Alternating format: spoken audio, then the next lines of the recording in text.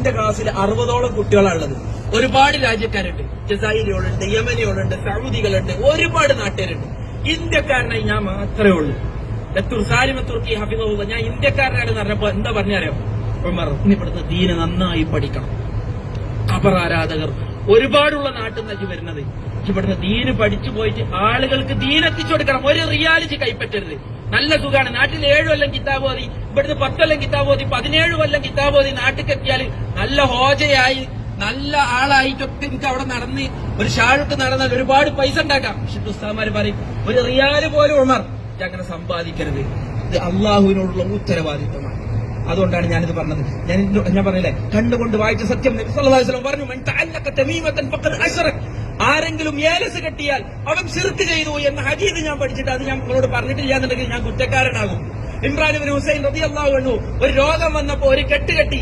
നബി സല്ലല്ലാഹു അലൈഹി വസല്ലം ചോദിച്ചു, എന്തിനാ നീ കെട്ട് കെട്ടിയത്? മിനൽ വാഹിൻ, എന്റെ അസുഖം ഉണ്ടായിട്ടാണ് റസൂലേ എന്ന് പറഞ്ഞു.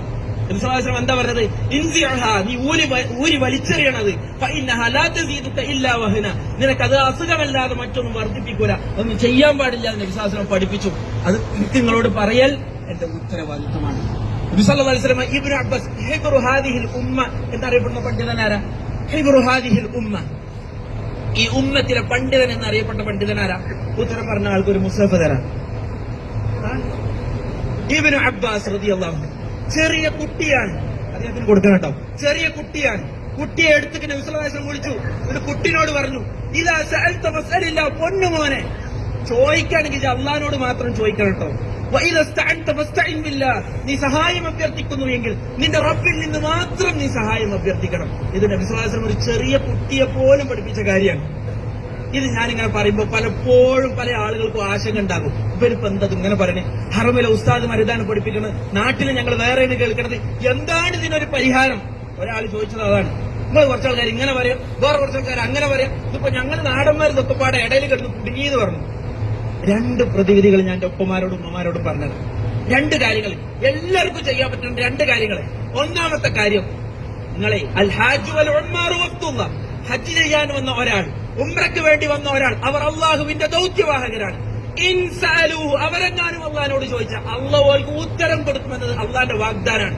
നിങ്ങൾ ഇവിടുന്ന് പ്രാർത്ഥിക്കണം, അള്ളാഹിനോട് പറയണം, അള്ളാഹുവേ എന്റെ നാട്ടിലെ ദീനിന്റെ വിഷയത്തിൽ ഒരുപാട് അഭിപ്രായ വ്യത്യാസങ്ങളാണ്. ഒരു കൂട്ടര് ഇത് സ്വർഗപ്രവേശനത്തിന് തടസ്സമാകുമെന്ന് പറയുന്നു, വേറൊരു കൂട്ടര് ഇതാണ് ശരിയായ റൂട്ടെന്ന് പറയുന്നു. അള്ളാഹുവേ ഈ അഭിപ്രായ വ്യത്യാസത്തിൽ ഏതാണ് ശരിയെന്ന് നിനക്കറിയാം. ഈ അഭിപ്രായ വ്യത്യാസത്തിൽ ശരിയിലേക്ക് നീ എന്നെ വഴി നടത്തണേന്ന് എന്റെ ഉപ്പമാരും ഉമ്മമാരും പ്രാർത്ഥിക്കണം. അത് പ്രാർത്ഥിക്കാൻ ആർക്കെങ്കിലും എന്തെങ്കിലും തടസ്സമുണ്ടോ? എന്തെങ്കിലും തടസ്സമുണ്ടോ? ഇത് നമ്മൾ പ്രാർത്ഥിക്കണം.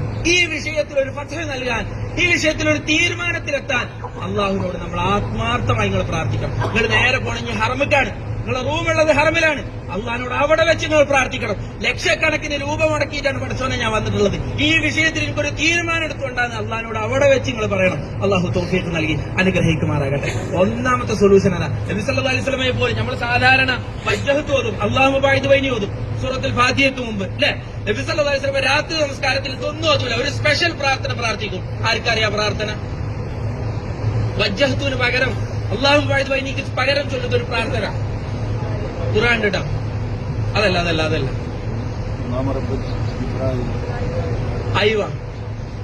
അയ്വ അതാണ്. അല്ലാഹുമ്മ റബ്ബ ജിബ്രീല വമീകാഈല വഇസ്റാഫീല ഫാത്തിറസ് സമാവാതി വൽ അർദ് ആലിമൽ ഗൈബി വശഹാദ അൻത തഹ്കുമു ബൈന ഇബാദിക ഫീമാ കാനൂ ഫീഹി യഖ്തലിഫൂൻ ഇഹ്ദിനി ലിമാ ഇഖ്തലഫ ഫീഹി മിനൽ ഹഖ് ബിഇദ്നിക ഇന്നക തഹ്ദി മൻ തശാഉ ഇലാ സിറാത്തിൻ മുസ്തഖീം. എന്താ ഇതിന്റെ അർത്ഥം? പടച്ചവന്റെ നാട്ടിൽ ഒരുപാട് അഭിപ്രായ വ്യത്യാസങ്ങളുണ്ട്. ആ അഭിപ്രായ വ്യത്യാസത്തിൽ നീ എന്നെ ശരിയിലേക്ക് വഴി നടത്തണേ എന്നാണ് പ്രാർത്ഥനയുടെ അർത്ഥം.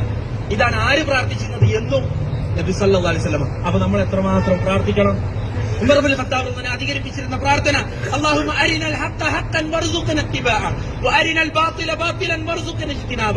അല്ലാഹുവേ സത്യത്തെ സത്യമായി നീ എനിക്ക് കാണിച്ചെന്നാ മാത്രം പോരാ, അത് പിൻപറ്റാനുള്ള തൗഫീഖ് പടച്ചോൻ നീ എനിക്ക് നൽകി അനുഗ്രഹിക്കണം. വഅരിനൽ ബാത്തില ബാത്തിലൻ, ബാത്തിലിനെ ബാത്തിലായി പടച്ചോൻ നീ എനിക്ക് കാണിച്ചെന്നാ മാത്രം പോരാ, ജീവിതത്തിൽ നിന്ന് പാടെ അത് ഒഴിവാക്കാനുള്ള തൗഫീഖ് നീ എനിക്ക് നൽകണമെന്ന് ആരധികമായി പ്രാർത്ഥിച്ചിരുന്നു?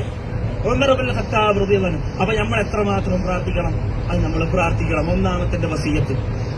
രണ്ടാമത്, കോഴിക്കോട് വലിയ കാതിന് അറിയുന്നത്, കോഴിക്കോട് വലിയ കാത് ഇമ്പിച്ചിക്കോയ തങ്ങൾ അറിയോ നിങ്ങൾക്ക്? അറിയോ? അദ്ദേഹം എഴുതിയൊരു ഖുർആനിന്റെ പരിഭാഷ ഉണ്ട്.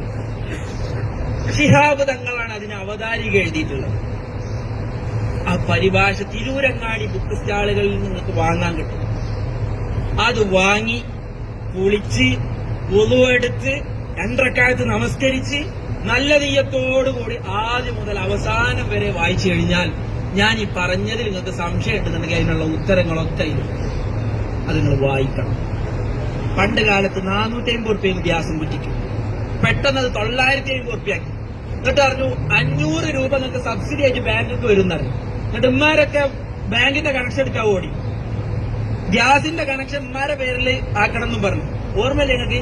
എന്റെ ഉമ്മാന്റെ ബാങ്ക് അക്കൗണ്ടിക്കും 500 ഇങ്ങനെ വന്നു. ആദ്യം 2-3 മാസത്തെ ഉമ്മ എടുത്തു. പിന്നെ വന്ന പൈസ ആരോ അടിച്ചോണ്ട് പോയി. അപ്പൊ ഞങ്ങള് മക്കളൊക്കെ പാടെ ഇളകി. അവിടെ പോയപ്പോ ഓല് പറഞ്ഞ് നിങ്ങൾ എന്തിനാ നിങ്ങൾക്ക് മെസ്സേജ് ബാങ്കിൽ നിന്ന് മെസ്സേജ് വന്നപ്പോ എന്തിനാ ഓക്കെ കൊടുത്തത്? നിങ്ങളെ ബാങ്കിൽ നിന്ന് പൈസ പോയി. അപ്പൊ എന്താ ഇംഗ്ലീഷിലാ മെസ്സേജ് വന്നത്. ഇംഗ്ലീഷ് അറിയാത്ത ഒരാൾ ഇന്നത്തെ കാലഘട്ടത്തിൽ പറ്റിച്ചൂടെ? 12 കൊല്ലം കിതാബ് ഓതിയതിന്റെ അടിസ്ഥാനത്തിലാണ് ഞാൻ പറയണത്. 12 കൊല്ലം കിതാബ് ഓതിയതിന്റെ വെളിച്ചത്തിലാണ് ഞാൻ പറയണത്. അറബി അറിയാത്ത ഒരാളെ ദീനിയായി ആത്മീയമായി നല്ല പറ്റിക്കണം. അതുകൊണ്ടാണ് എന്റെ ഉമ്മമാരോട് പറഞ്ഞത്, ഒരാളുടെ മുന്നിലും നമ്മളെ തലച്ചോറ് പണയം വെക്കാൻ പാടില്ല.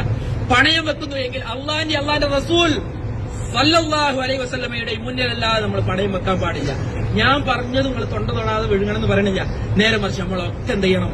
പഠിക്കാനൊരു താല്പര്യം കാണിക്കണം. അല്ലാഹു സുബ്ഹാനഹു തആല സത്യമേതെന്ന് എനിക്കും നിങ്ങൾക്കും കാട്ടിത്തന്ന് അനുഗ്രഹിക്കുമാറാകട്ടെ.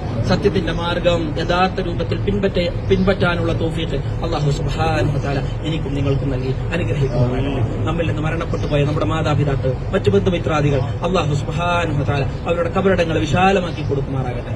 അവരെയും നമ്മളെയും അവരുടെ ജന്നാത്തുൽ ഫിർദൗസിൽ ഒരുമിച്ച് കൂട്ടി അനുഗ്രഹിക്കുമാറാകട്ടെ. اللهم اغفر للمؤمنين والمؤمنات والمسلمين والمسلمات والأحياء منهم والأموات إنك مجيب الدعوات يا قاضي الحاجات. اللهم أجرنا من النار، اللهم أجرنا من النار. اللهم أرنا الحق حقا وارزقنا اتباعه وأرنا الباطل باطلا وارزقنا اجتنابه. اللهم يا مقلب القلوب ثبت قلوبنا على دينك. اللهم يا مصرف القلوب صرف قلوبنا على طاعتك. ربنا آتنا في الدنيا حسنة وفي الآخرة حسنة وقنا عذاب النار.